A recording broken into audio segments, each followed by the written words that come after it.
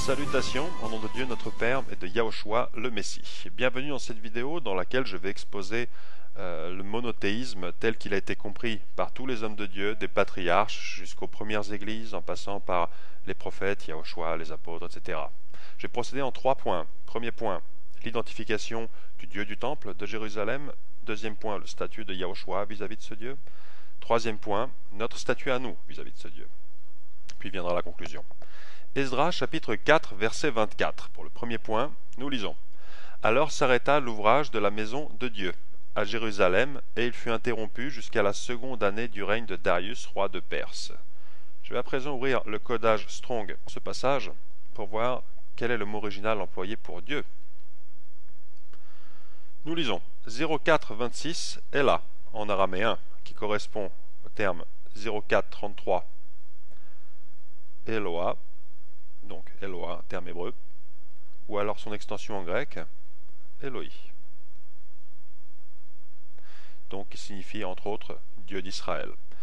Comme nous pouvons le voir, Eloah n'est pas un terme qui peut être pluriel, mais uniquement singulier. Donc tous les concepts que nous pouvons imaginer, 2 en 1, 3 en 1, sont out. Nous allons maintenant voir le statut de Yahushua vis-à-vis de ce Dieu. Nous ouvrons les Écritures à Jean chapitre 2 verset 16. Et il dit au vendeur de pigeons, ôtez cela d'ici, ne faites pas de la maison de mon père une maison de trafic, de la maison de mon père. Le Dieu du temple était donc considéré par Yahushua comme étant son père, déjà d'une part sur une entité distincte de lui-même. Il n'a pas dit ôtez cela de notre maison, non, mais de la maison de mon père. Lisons au verset 17 qu'il a écrit, ses disciples se souvinrent qu'il est écrit « Le zèle de ta maison me dévore ». Ce passage, nous le trouvons dans Psaume 69, verset 9. Nous allons le consulter tout de suite. « Car le zèle de ta maison me dévore, et les outrages de ceux qui t'insultent tombent sur moi. » Ce sont des paroles qui sont adressées à qui? Nous lisons verset 5. « Ô Dieu ». Donc Yahushua n'est pas lui-même Dieu, et il considère le Dieu du temple comme étant son Père et son Dieu. Nous ouvrons maintenant les Écritures à Jean chapitre 17, verset 3. Or la vie éternelle, c'est qu'ils te connaissent, toi, le seul vrai Dieu, et celui que tu as envoyé, Yahushua, le Messie. Nous lisons au verset 1, le destinataire de cette prière. Yahushua leva les yeux au ciel et dit, Père. Donc Père, toi, le seul vrai Dieu. Pour la troisième phase, nous lisons maintenant l'opinion, les paroles de Yahushua pour notre statut, pour voir quel est notre statut vis-à-vis de ce Dieu. Nous ouvrons les Écritures à Jean chapitre 20, verset 17, où il est écrit, Yahushua lui dit, ne me touche pas, car je ne suis pas encore monté vers mon Père, mais va trouver mes frères et dis-leur que je monte vers mon Père, votre Père, vers mon Dieu et votre Dieu. Le Père de Yahushua est notre Père, à savoir le Dieu du temple. Le Dieu du temple est notre Dieu, au même titre qu'il est le Dieu de Yahushua.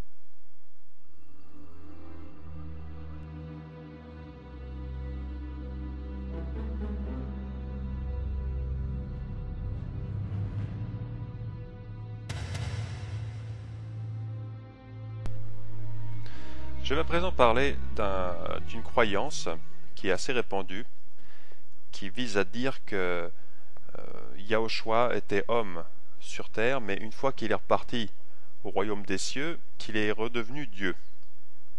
Donc, personnellement, je prétends que j'avance que Yahushua n'était pas Dieu, n'a pas été Dieu et ne sera jamais Dieu, au même titre que le seul vrai Dieu, le Père. Nous lisons dans Apocalypse chapitre 3, verset 2. « Sois vigilant et affermis le reste qui est près de mourir, car je n'ai pas trouvé tes œuvres parfaites devant mon Dieu. » Devant mon Dieu. Donc le seul vrai Dieu garde son statut de Dieu unique auprès de Yahushua, pour Yahushua, qu'il soit sur terre ou qu'il soit dans les cieux.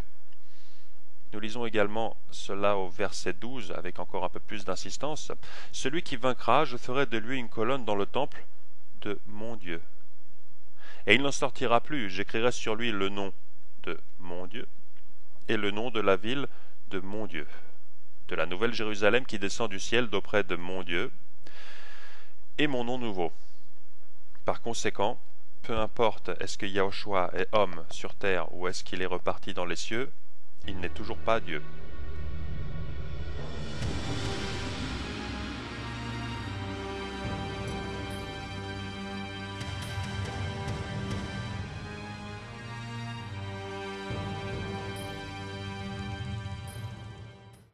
À présent, je vais évoquer un autre point de vue, qui est celui que Yahushua aurait été Dieu avant son incarnation sur terre, qu'il aurait été donc Dieu au même titre que le Père. Certains théologiens affirment que ça aurait été le cas juste avant qu'il soit oint. Donc, pour cela, ils emploient ce passage-là, entre autres, qui nous parle de cette période. Donc, mais par le sang précieux de Christ comme d'un agneau sans défaut et sans tache, prédestiné avant la fondation du monde. Eh bien, disent-ils qu'à un moment, avant la fondation du monde, Yahushua donc était Dieu, au même titre que Dieu. Pour cela, nous ouvrons les Écritures à Ésaïe 43:10. Vous êtes mes témoins, dit l'Éternel, vous et mon serviteur que j'ai choisi, afin que vous le sachiez, que vous me croyiez et compreniez que c'est moi. Avant moi, il n'a point été formé de Dieu, et après moi, il n'y en aura point. Le Père, le seul vrai Dieu, est unique.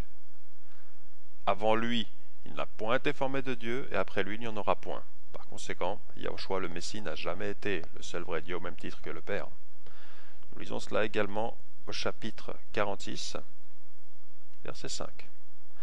À qui me comparerez-vous pour le faire mon égal? À qui me ferez-vous ressembler pour que nous soyons semblables? Également au verset 9.